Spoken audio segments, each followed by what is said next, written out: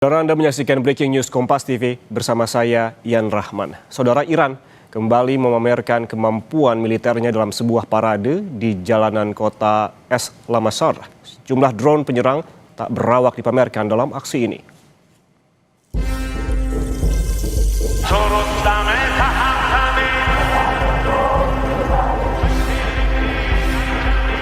Jalanan di kota Es-Lamashar, Iran kembali dipadati warga dalam aksi parade militer Iran, di mana 3 unit drone jenis Shahid 136, drone penyerang tak berawak buatan Iran ini dibawa melintasi kerumunan sebagai simbol kesiapan tempur dan juga ketahanan nasional. Kehadiran fisik drone militer ini juga diklaim sebagai pesan keras kepada pihak asing bahwa setiap upaya pelanggaran kedaulatan akan mendapatkan perlawanan total dari Iran.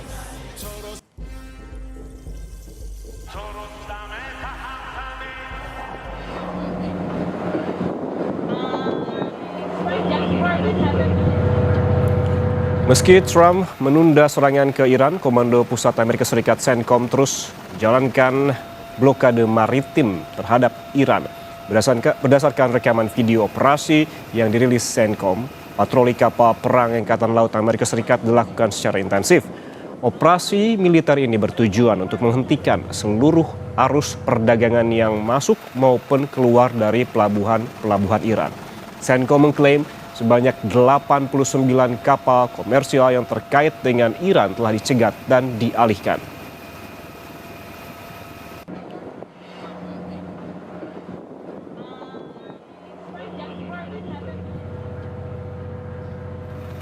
Sementara itu, Saudara, Presiden Rusia Vladimir Putin melakukan kunjungan ke Tiongkok bertemu Presiden Tiongkok Xi Jinping. Pertemuan ini membahas sejumlah kerjasama antara kedua negara.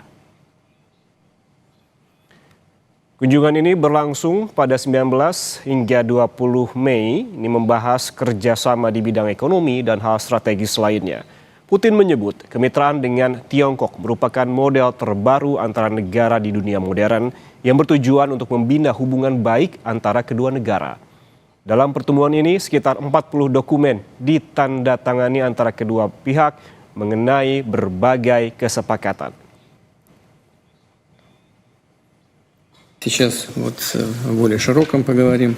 По традиции с докладами о работе 5 межправительственных комиссий выступят их сопредседатели, вице-премьеры, наши министры иностранных дел расскажут о координации на международной арене.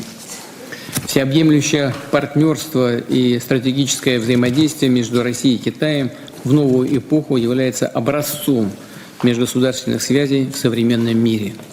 Оно основано на принципах равноправия и учета интересов друг друга, взаимной поддержки, дружбы и подлинного добрососедства. Наша цель – благополучие и процветание. Saudara, Iran seolah dipaksa Amerika Serikat untuk setuju dengan kesepakatan damai untuk menghentikan perang. Tapi Iran juga terus menyiapkan militernya jika Amerika Serikat memulai serangan. Apakah perang belum akan berakhir? Apalagi solusi terkait pembukaan Selat Hormuz juga belum ada. Kita bahas bersama Guru Besar Hukum Internasional Fakultas Hukum Universitas Gadjah Mada Yogyakarta, Heribertus Djaka Triana. Pak Djaka, selamat pagi. Selamat pagi Mas, sehat selalu. Dan juga ada pengamat Timur Tengah, Hasibullah Satrawi. Pak Hasibullah, selamat pagi. Selamat pagi Mas, Prof. Djaka. Saya ke Pak Hasibullah terlebih dahulu. Anda selalu mengikuti ataupun mengamati pergerakan terkait apa yang terjadi baik di Amerika Serikat maupun Iran begitu. Yang terbaru adalah ada Trump yang mengumumkan update terbaru soal proposal damai perang antara Amerika Serikat dan Iran. Pengamatan Anda seperti apa yang terbaru, Pak Hasibullah? Ya, terima kasih Mas Yan. Memang kalau kita ikutin perkembangan terbarunya, dalam catatan saya di hari ke-44 setelah gencatan senjata diberlakukan, ada beberapa perkembangan yang sifatnya kumulatif ya. Dalam pengertian kumulatif ini satu sama lain menurut saya tidak bisa diabaikan. Misalkan ada soal progres terkait dengan proposal yang dikirimkan kembali oleh Amerika kepada pihak Iran sebagai jawaban. dan itu juga belum terlalu mengemuka poin-poin yang disampaikan di dalamnya, tapi juga ada perkembangan misalkan terkait dengan ancaman yang itu dinyatakan secara terbuka secara media, dan itu menjadi salah satu ciri khasnya Donald Trump, di mana proposal yang diajukan biasanya diiringi dengan ancaman yang maksimum gitu ya, sehingga harapannya adalah proposal yang maju bisa mendapatkan yang dia mau. Dan juga di Hormuz menurut saya perkembangannya terus apa namanya bergerak, termasuk berita bahwa puluhan apa namanya kapal diberitakan melintas di Hormuz setelah mendapatkan izin atau berkoordinasi dengan Iran ya.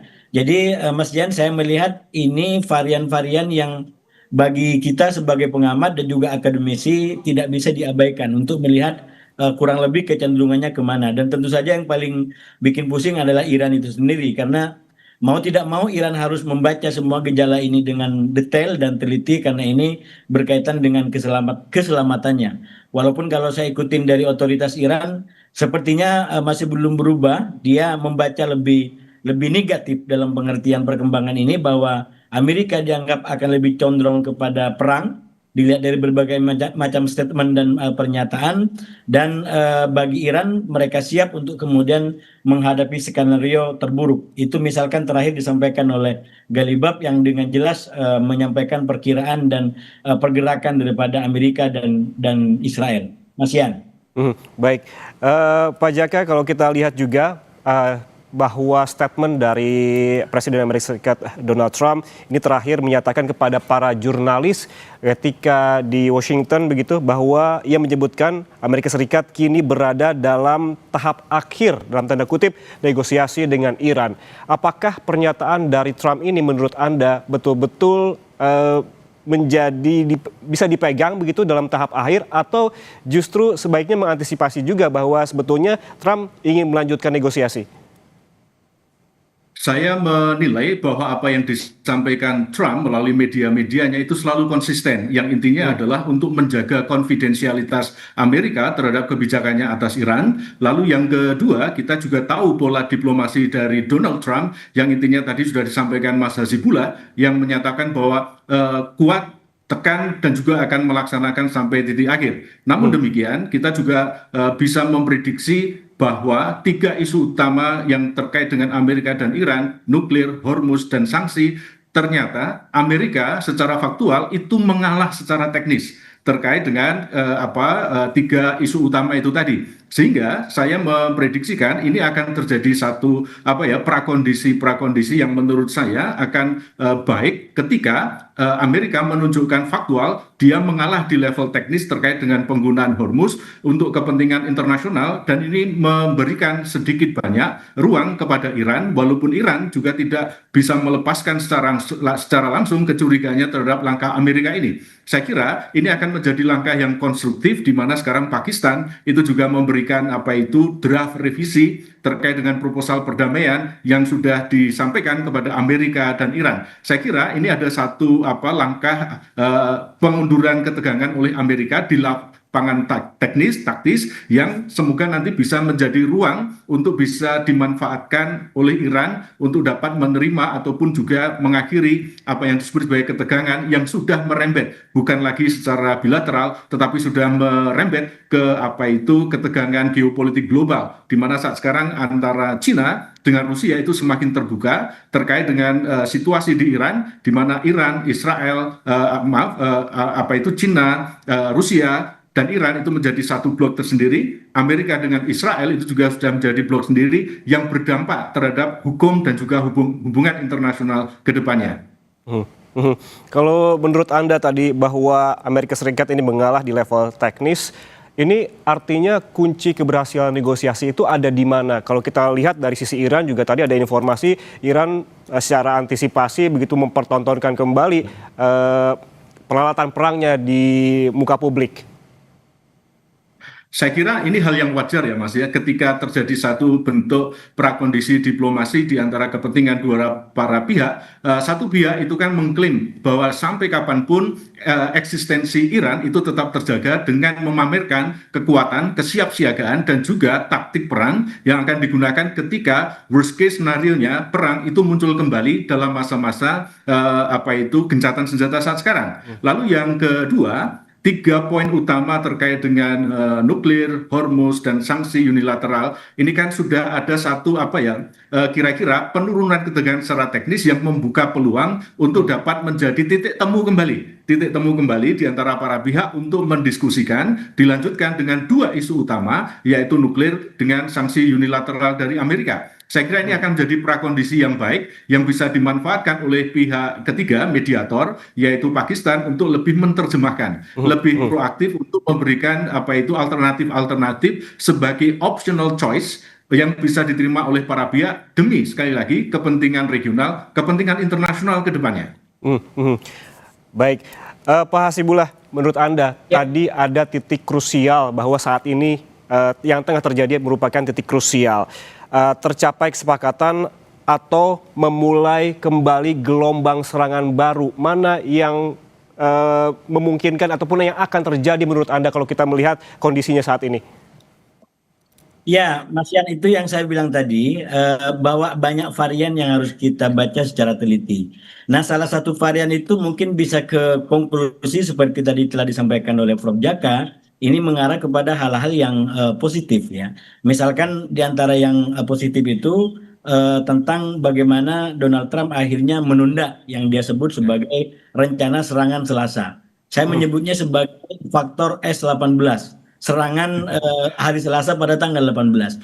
Dan bagi saya S18 ini adalah justru sebuah faktor yang harus kita baca lebih teliti lagi. Apakah betul itu akan mengarah kepada sesuatu yang katakanlah konklusif, ini akan menuju akhir selesai, atau justru seperti ditanyakan Mas Yan tadi, itu bisa mengarah kepada krisis lebih lanjut. Kenapa saya katakan begitu? Karena di varian yang lain, katakan dalam dinamika hubungan di antara Amerika dengan Israel, justru S18 menciptakan luka tersendiri. Menjadi sebuah krisis hubungan tersendiri, mengingat kalau saya baca perkembangan-perkembangan di Timur Tengah, itu banyak komentar-komentar di Israel yang cukup kaget dan cukup kecewa dengan pernyataan Trump dengan menunda secara mendadak S18 itu, serangan 18 itu. Saya tidak bisa konklusif apakah itu belum disampaikan atau letak kejutannya karena sudah direncanakan tapi nggak jadi. Saya terus terang yang berkembang belum sampai ke situ, tapi S18 itu betul-betul menjadi sebuah peristiwa besar di dalam konteks hubungan Amerika dengan Israel, terutama di antara Netanyahu dengan Trump. Yang kalau kita baca mazhab dan kecenderungannya, sepertinya Amerika memang ingin segera berakhir sesuai dengan katakanlah kepentingan-kepentingan politik domestik yang angka-angka menuju ke sana. Makin banyak rakyat yang tidak setuju dengan perang, bahkan di Kongres itu justru semakin tinggi orang yang mendukung agar wewenang Trump ini terkait dengan perang dibatasi. Angka terbaru 50-47 yang sebelumnya nggak pernah terjadi, misalkan di Senat gitu ya. Jadi ini sekali lagi angka-angka yang menunjukkan Trump di satu sisi dipaksa untuk bagaimana mengakhiri perang ini dengan persepsi kemenangan. Tapi di sisi lain, terutama di mata Israel dan Netanyahu secara khusus, saya melihat berada pada posisi yang justru berkebalikan. Netanyahu dengan Israel berada pada posisi yang harus melanjutkan perang ini. Satu, karena sekali lagi, kalau ini adalah perang dimasukkan untuk menyelesaikan sumber daripada ancaman keamanan bagi Israel ke depan, justru perang 40 hari tidak menghasilkan apapun. Yang terjadi adalah justru mengungkap fakta betapa Iran memang menjadi ancaman bagi Israel. Jadi 40 hari itu ibaratnya nggak mencapai apapun. Karena itu kalau bagi Netanyahu ini adalah sebuah keadaan yang memaksa dia untuk lanjut perang. Dan yang kedua, situasi politik kita tahu juga di Israel dinamikanya, bahkan sudah ada kesepakatan untuk mempercepat pemilu yang ini artinya juga secara politik berkepentingan untuk ya bagaimana agar petanya tetap menguntungkan bagi Israel, bagi Netanyahu. Nah, itu yang saya bilang tadi di awal, memang dari varian-varian yang ada ini harus kita baca lebih teliti kira-kira akan kemana. Saya terus terang kalau dibaca dari tiga perkembangan yang ada tadi, katakanlah tentang apa namanya, tentang pernyataan-pernyataan positif, lalu kemudian S-18 tadi, maka memang kecenderungannya mengarah kepada positif dalam pengertian mungkin diplomasi akan terus mendapatkan kesempatan. Tapi Mas Yan, kalau kita belajar dari waktu sebelumnya, minimal sebelum perang 40 hari, jangan lupa Trump juga sering memainkan propaganda. Dia juga tidak ingin mudah ditebak. Dia sendiri sudah susah ditebak. Dengan berbagai macam apa namanya tipu dayanya, dia lebih susah lagi untuk ditebak. Saya ingin mengatakan peristiwa penyerangan 40 hari itu terjadi justru di awal berita yang cukup masif tentang pertemuan terakhir di antara Netanyahu dengan Donald Trump di Amerika yang dikatakan tidak positif. Karena saat itu Netanyahu datang ke Amerika dalam sebuah kunjungan bahkan dikatakan sangat negatif sehingga tidak ada yang namanya jumpa pers bersama. Mari kita terakhir Netanyahu ke Amerika itu tidak ada jumpa pers bersama. Jadi itu sebuah sinyalemen, sebuah kondisi yang kemudian diambil oleh publik sebagai kesimpulan bahwa Trump dengan Netanyahu tidak sedang baik-baik saja. Saya melihat sekarang, terutama setelah penundaan S-18 ini, itu kan pemberitaan kurang lebih sama. Bagaimana Netanyahu dengan Trump itu dikatakan negatif, walaupun Trump selalu katakan kutipannya adalah justru Trump muji-muji Netanyahu. Tapi judul banyak media mengatakan ini Trump bikin Netanyahu marah. Jadi ingin mengatakan ada misteri di situ, dan kalau dikembalikan kepada peristiwa sebelumnya bukan tidak mungkin. Nah, ini kalau kita belajar dari sebelumnya, bukan tidak mungkin kalau Trump lengah, kalau Iran lengah dengan semua ini, apalagi dia sudah sampaikan setelah dinyatakan S-18 ditunda maka dia buka lagi deadline baru 2-3 hari. Jadi bukan tidak mungkin, justru dalam beberapa hari ke depan yang terjadi adalah memaksakan, saya lebih setuju dengan istilah memaksakan kembali skenario konfrontasi lebih besar, lebih strategis, terutama kepada upaya Trump betul-betul bisa mendapatkan bahan yang dijadikan sebagai persepsi kemenangan, terutama terkait dengan pengamanan uranium yang diperkaya itu. Oke. Saya rasa perkembangan terbarunya, Mas Yan. Oke, baik. Prof. Jaka, apakah Anda juga melihat sinyalemen yang sama hubungan antara Trump dengan Netanyahu, Amerika Serikat dengan Israel saat ini sedang tidak baik-baik saja? Namun jangan dijawab dulu, Prof. Kita sesaat lagi kembali, tetaplah bersama kami di Breaking News Kompas TV.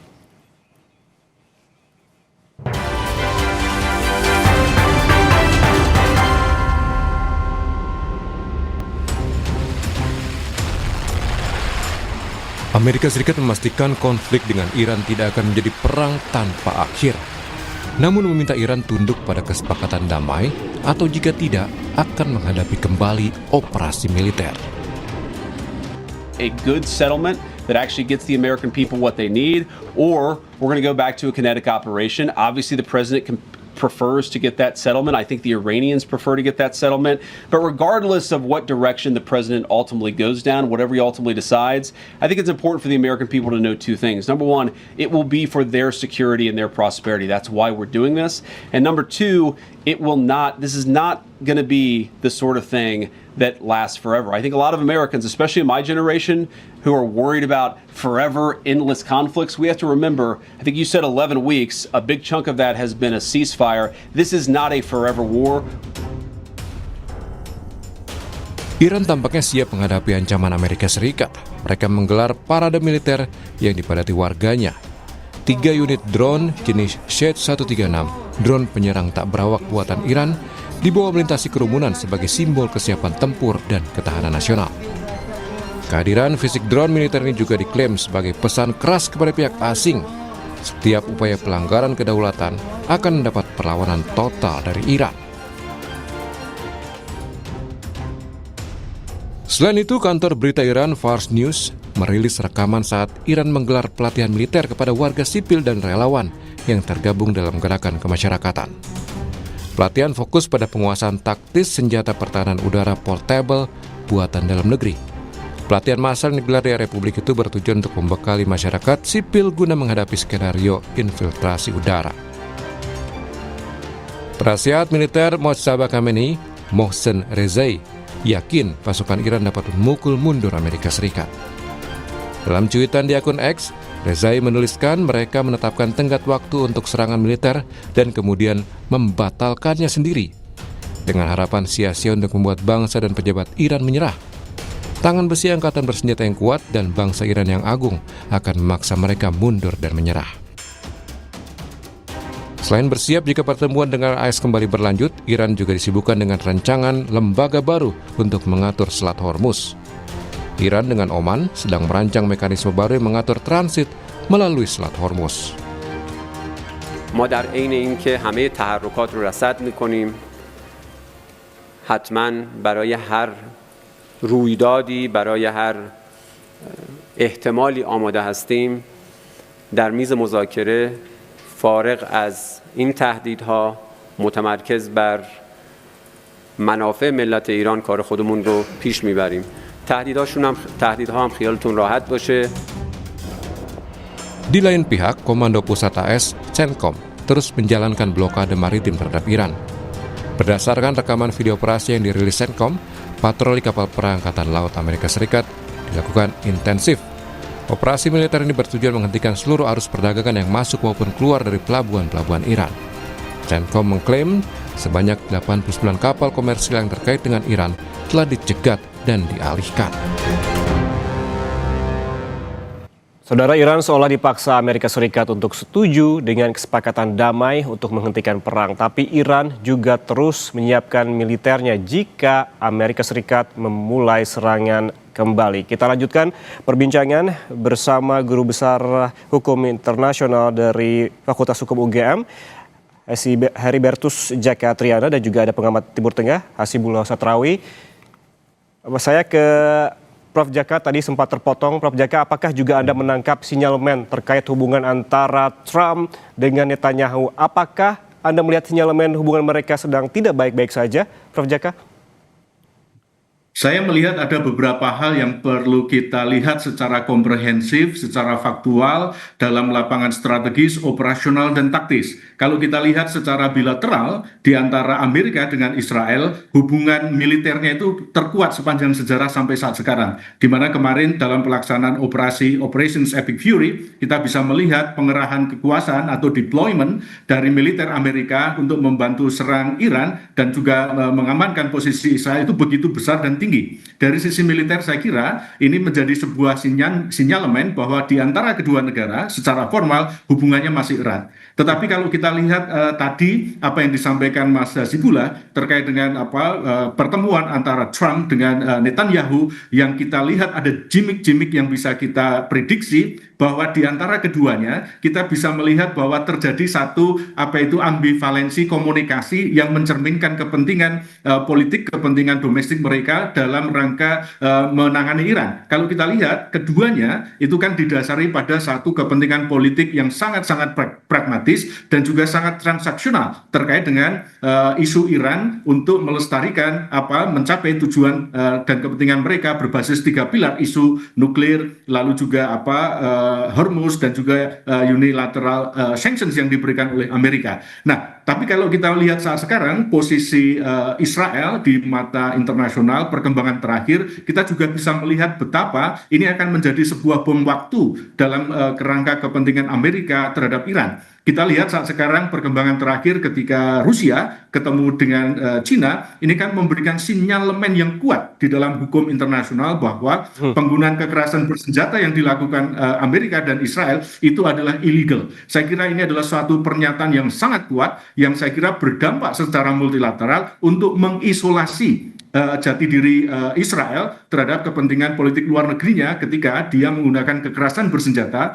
terhadap Iran, terhadap proksi-proksi Iran seperti misalnya adalah Hizbullah di Lebanon dan lain sebagainya. Nah, Ini menjadi sebuah indikator di level taktis, di level operasional yang saya juga sangat khawatir seperti yang disampaikan oleh Pak Hasibullah tadi, ketika kepentingan Israel yang dikomunikasikan dengan Amerika, yang dalam posisi ini sekarang Israel menjadi center of attention, terjepit dari kekuatan geopolitik dunia, ini apakah Israel akan membabi buta lagi untuk memaksakan kekuasaannya ketika Trump ada tanda-tanda secara teknis dia berkompromi untuk mengurangi tiga isu utama dalam diskusi ataupun diplomatik dengan Iran, nuklir, Hormuz, dan unilateral sanctions. Ini kan ada jeda ngalah taktis yang ini saya kira tidak menguntungkan kepentingan Netanyahu atau Israel atas Iran, sehingga saya khawatir justru nanti malah ketika kepentingan Israel tidak terakomodasi dan terjepit secara geopolitik internasional,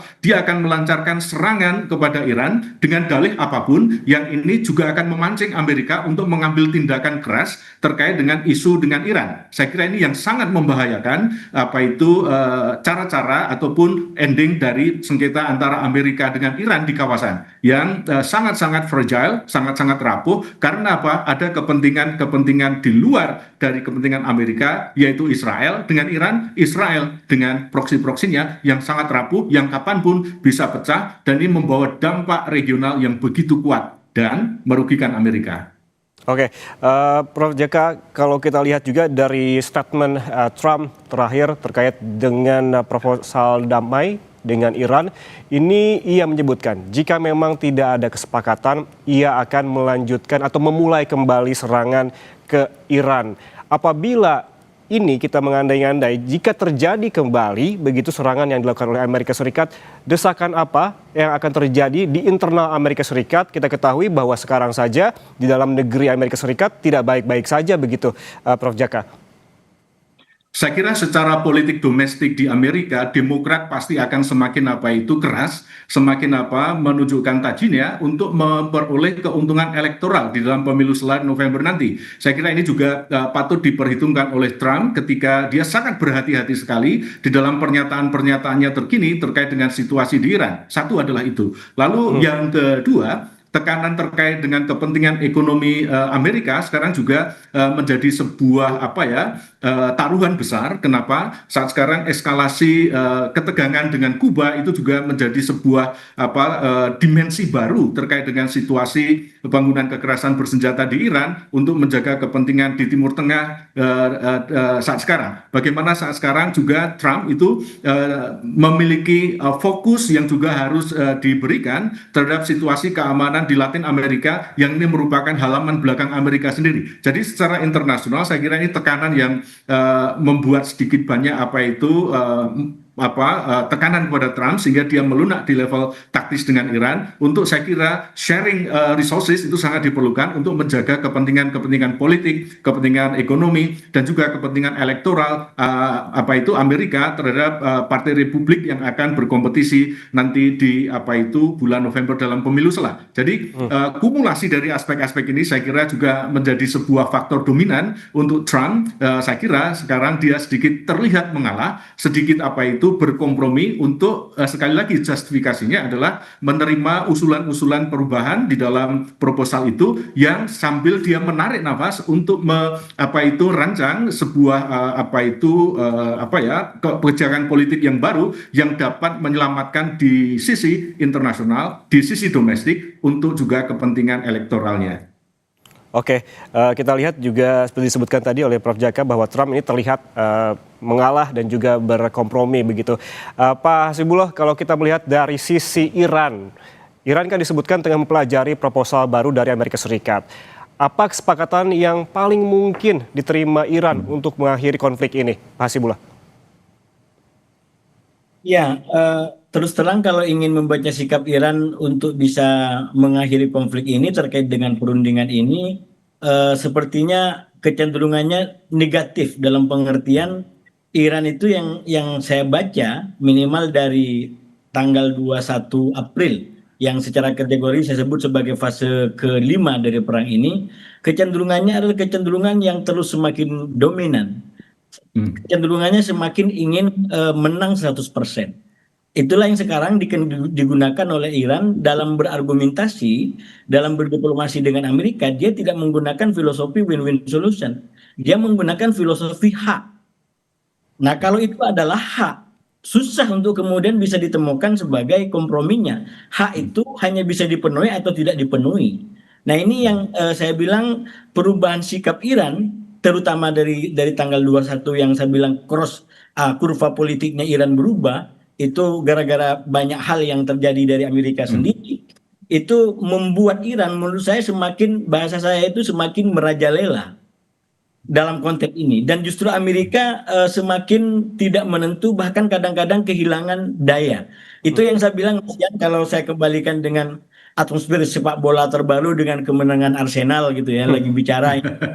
Arsenal itu menang ya di akhir bukan semata-mata dia pertarungannya, tapi karena lawannya lemah gitu. Lawannya lemah dan City nggak jadi menang, dia imbang, ya sudah, itu menjadi kemenangan bagi Arsenal. Ya memang faktornya adalah kemenangannya Iran itu karena dia sudah bertempur 40 hari dan berhasil mempertahankan diri. Bahkan yang saya bilang tadi, di tanggal 21 April, setelah perundingan itu, setelah gencatan senjata dicapai, itu kalau catatan saya, Iran sudah mengalami cross kurva. Dari awalnya di bawah Amerika menjadi di atasnya. Dan itulah kemudian kita bisa lihat diksi-diksi yang keluar, itu nggak ada sesuatu yang istilahnya menurun, kecuali kemarin. Kemarin saya lihat sebelum Trump mengambil keputusan untuk menunda serangan itu, sebenarnya dari sisi Iran juga kayak semacam ada kekhawatiran dalam tanda kutip, karena Trump mengatakan bahwa 1-2 hari itu akan diambil tindakan, dan itu kita lihat pernyataan-pernyataan di Iran cukup berubah juga, dan hingga akhirnya ada respon kan, ada respon dari proposal Iran kepada Amerika gitu. Jadi saya terus terang kalau ditanya hal-hal apa yang bisa dijadikan sebagai kompromi oleh Iran, tentu saja selalu ada, tapi untuk sekarang dengan indikasi-indikasi yang ada, dia merasa menang, terutama di Selat Hormuz yang sekali lagi kalau kita baca Selat Hormuz, malah dia kayak semacam memaksakan kemenangan de facto. Kenapa saya bilang memaksakan kemenangan de facto? Di satu sisi Amerika sudah nggak bisa ngapa-ngapain, ya kan? Itu operasi pembebasan cuma 2 hari, sampai sekarang nggak jalan lagi. Di sisi lain, Iran terus melakukan penguatan-penguatan yang menunjukkan bahwa dia yang berdaulat di Hormuz. Hari ini mau tidak mau berlaku yang namanya, katakanlah badan khusus yang menangani tentang perizinan mengenai Selat Hormuz ini. Itu bagi saya sebuah kemenangan de facto yang coba dipaksakan oleh Iran gitu. Nah, kalau ini tidak berubah, artinya Iran terus mengontrol dan bahkan bisa mengambil biaya dari kapal-kapal yang mau lewat, itu artinya memang sudah Iran memaksakan kemenangan secara sepihak di Hormuz. Walaupun mungkin katakanlah Amerika dengan berbagai macam pernyataan tidak mengakui itu, sekali lagi fakta lapangan, fakta Hormuz, fakta penyeberangan yang menentukan sekarang adalah Iran. Nah, itulah yang saya bilang tadi, bahwa tentu saja Amerika mencoba, sekali lagi kalau dikaitkan dengan pernyataan Prof. Jaka tadi, mencoba untuk bagaimana kemenangan ini bisa dicapai. Karena sekali lagi teori saya, krisis Hormuz itu bukti kegagalan Amerika. Paling tidak kegagalan pertama dia, Hormuz sebelum perang nggak apa-apa kok, sekarang menjadi perang, mau apa lagi? Itu berarti sudah kekalahan telak Amerika. Dan tambah tidak bisa dibuka lagi, tambah berlipat ganda kekalahan itu. Nah, saya kalau dalam konteks investasi, terakhir saya ngisi di Kompas kemarin, saya bilang ini sepakat atau tidak, Amerika sudah mengakui ikut dalam perang ini sama dengan terjebak dalam investasi bodong.